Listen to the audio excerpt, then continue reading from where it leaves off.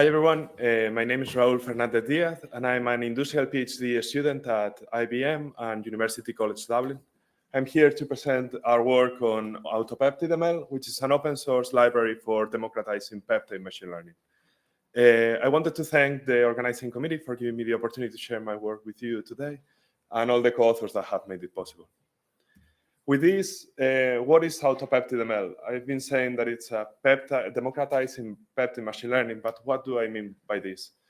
The idea is to enable or empower experimental scientists to be able to build their own machine learning models from their experimental data, so that they can integrate them easily and quickly into their experimental workflow, so that the model predictions help inform the next set of experiments, and that set of experiments helps improve the model.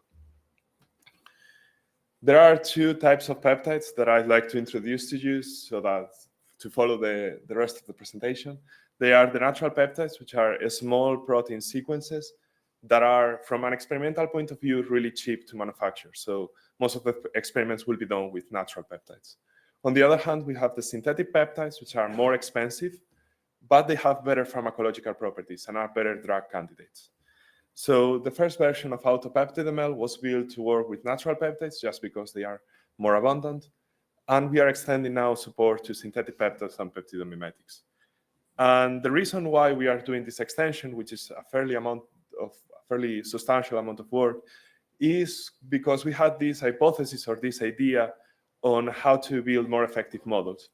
The idea is that natural peptides are really easy to get data from. So what if we train models using AutoPeptideML on those natural peptides, and then use those models to predict the more expensive experiments so as to prioritize the most promising candidates? And from a bit of a computational point of view, this entails refactoring the whole pipeline so that it not only works with natural peptides, which were sequences, but also with synthetic peptides, which are molecular graphs. So we need to have a robust pipeline that can interconvert between sequences and molecular graphs. And because we are assuming that the user doesn't have the computational knowledge to perhaps create multiple files or to homogenize it themselves, we accept a list of sequences or smiles, and then everything will get assigned automatically.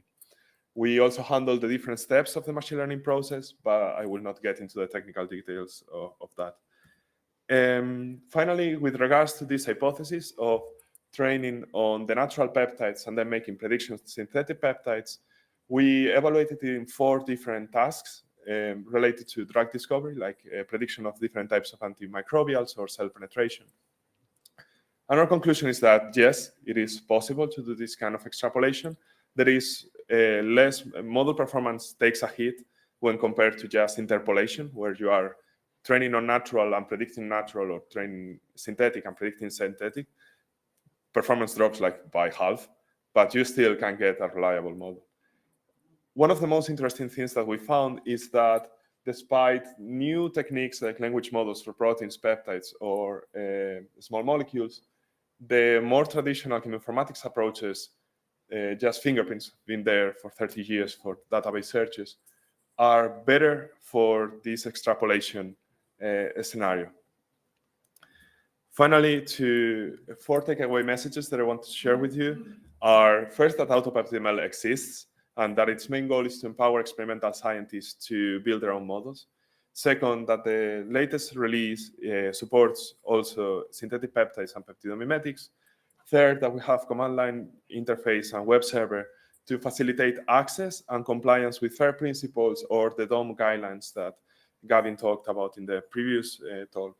And finally, that the whole aim is to reduce the experimental costs. With this, the lightning talk is kind of short, so if anyone is interested in any of the topics, please feel free to reach out. Thanks for your attention.